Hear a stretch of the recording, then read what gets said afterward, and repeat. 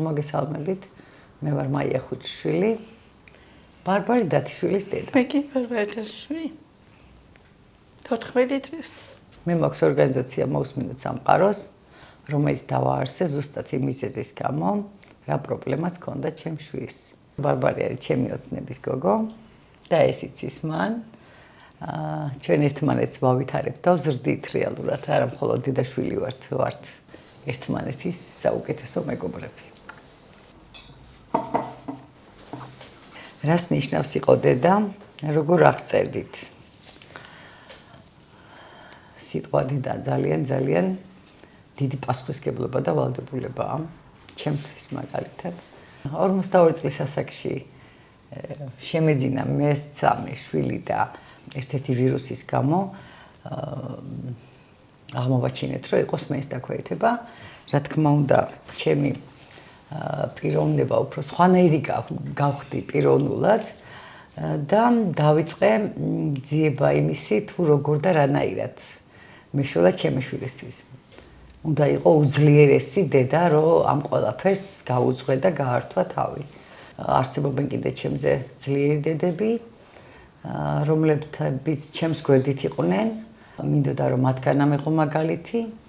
იყო დედა, ეს არის გიყვარდეს სამყარო რა, ჩემი აზრით. დედის სიტყვა როგორ ფიქრობ, რას ნიშნავს ეს სიტყვა? დედის სიტყვა რას ნიშნავს? ჩემთვის უზვიფასი ადამიანი ჩანს და 7 წლის ასაკში მასწავლა ლაპარაკი და დედის სიტყვა არის რა? სიძლიერე, სიძლიერე. კი. ერთი პაპიკოში. რას ნიშნავს თქვენი აზრით გესმოდეს სამყაროს ხმა? ძალიან ბევრ ადამიანს ვერ წარმოუდგენია ნამდვილად რომ მაგალითად როდესაც ადამიანს სმენა არ აქვს, რას განიცდის.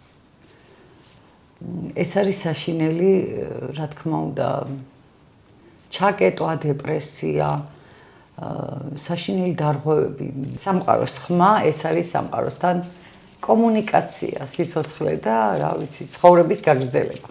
შემდეგი კითხვა, შეზღუდული შესაძლებლობები საქართველოში ეს როგორ განიმარტება? ჩემი შვილი დაიბადა 2010 წელს და 2011 წელს აღმოვაჩინე მე, რომ ეს პრობლემა არსებობდა ჩვენს ირგვლივ.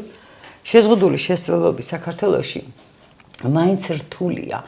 მომიწია რაღაც პერიოდი საზღვარგარეთ ცხოვრება და მე იქ სანამ ამ ჯანმრთელობის პრობლემებს ვაგვარებდით, მაინტერესებდა ევროპაში მაგალითად როგორ იყო მიღებული და ის სრულიად განსხვავებული რაღაცა და ისე ვინატრე, რომ აი ჩვენი ბავშვებისთვისაც ხომ და არსებობდეს ეს ადაპტირებული გარემოს, მხოლოდ სიტყვები არ იყოს რა, საზოგადოებამაც მიიღოს ის ჩვენი შვილები, როგორებიც არიან, აქ დარღვევას არა აქვს არანაირი მნიშვნელობა, თუნდაც განათლებაში. დიახ, რატომაც და არა, უნდა ისწავლონ მაღალი სასწავლებლებშიც და ყველგან უნდა მიუწვდებოდნენ, უნდა დამოუკიდებელი ცხოვრებისთვის მზად იყვნენ, უნდა გააგრძელონ მათაც ჩვენს გარეშე ცხოვრება. გვითხრა შენი ჰობის შესახებ. ჩემი საყვარელი ჰობი არის ხატვა, ცეკვა და სიმღერა. ხატვას კი მე ვარ თვითნასწავლიანი მხატვარი გოგო. ცეკვაზე კი სტუდიაში დავდივარ, ენვეში დავდივარ, ხელმძღვანელი არის ნაზი ჩიდაშვილი და გამოდიხარ კონცერტებზე, ხო? კი, კონცერტები მაქვს. კითხვა ესეთი, რა პრობლემა ქონდა ბარბარეს სმენასთან დაკავშირებით და ახლა რა მდგომარეობაა? ესე იგი, როდესაც გავიგეთ პირველად, რომ ბარბარე დაიბადა კილო და 300 წონით და როდესაც კილონახევარზე დაბლა აწონა, რეალურად იქ რაღაც დარღვევა ყოველთვის იჩენს თავს.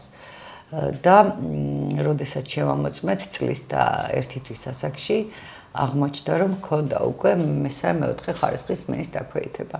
რა თქმა უნდა, ეს მშობლისთვის ძალიან შოკი იყო და მართლა რაღაც პერიოდი დაგვჭირდა, რომ მე თვითონ გამოსულიყავი მე თვითონ შევგუებოდა, მე თვითონ მიმეღო ეს პრობლემა და თანაც საიდან უნდა დამეწყო ეს ყველაფერი. ბარბარეს აქვს 4 ოპერაცია გაკეთებული, მას ამ ეტაპზე აქვს კოხლიარული იმპლანტი, პრელინგვალი ჰქვია იმ ისეთ მანდაქვეითებას, როდესაც მაგალითად ბავშვი რომ იბადება და ვერ ასწრებს მეტყველების დასწავლას. ბარბარეს ძალიან უყვარს თავის იმპლანტი და სხვათა შორის აღნიშნავს ხოლმე, ჩვენ აღნიშნავთ ხოლმე იმპლანტის დაბადების დღეს, როცა ბაბიკოს ახალი იმპლანტი ჩაენერგა, მართლა აღნიშნავთ, იმიტომ რომ რეალურად მან დიახ სამყაროს ხმები პირველად გაიგო, 7 წლის იყო უკვე, როდესაც პირველად თქვა თავისი სახელი და პირველი დაბადების დღე რეალურად 7 წლის ასაკში ჰქონდა. ბაბიკო ყველას ეუბნება, ისეთი კარგია, როგორ ეუბნები ხოლმე დედა? ნუ გეშინია იმპლანტის. როცა ოპერაციას გაიკეთებ, როცა პირველად გაიკეთებ იმპლანტს, მთელ სამყაროში გაიგებ, კარგად გაიგებ მეთქი და კარგად იმეტყველებ მეთქი და ესე ვეუბნები ხოლმე ხარც. კიდევ აქ მეუბნებიან დაახასიათეთ თქვენი თავი 3 სიტყვით. 3 სიტყვით ვიტყოდი, რომ მე ვარ ბარბარეს დედა. ძალიან კარგი კითხვაა. როგორ დაიწყო თქვენი საქმე, რა გზა გაიარეთ მის შესაქმნელად? აღმოსავლეთ საქართველოში არ არსებობდა არანაირი სერვისი. 3 წლის მანძილზე ყოველ კვირაში 4 დღე გვიხდებოდა თბილისში სიარული რეაბილიტაციის მისაღებად.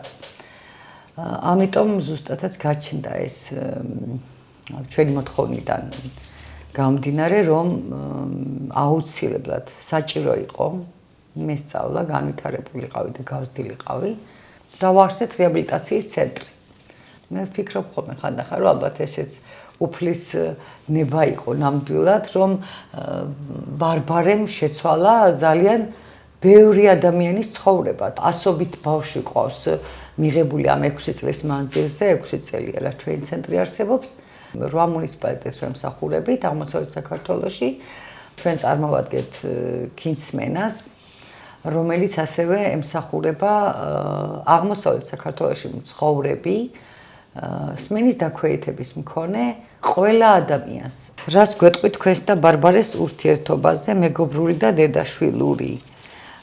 ჩვენ ხან მხოლოდ ერთმანეთს არ ვეფერებით, ხანდახან ვკითხავთ ხოლმე.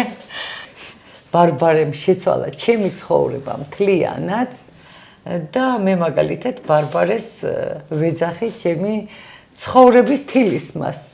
რეალურად ჩვენ ერთმანეთს ვზრდით, ასე ვთქვათ.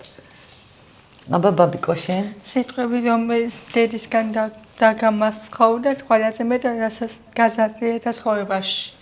გაგაძლიერა ცხოვრებაში. კი. დედას გული. დედას ცხოვრება. დედის ძლიერო.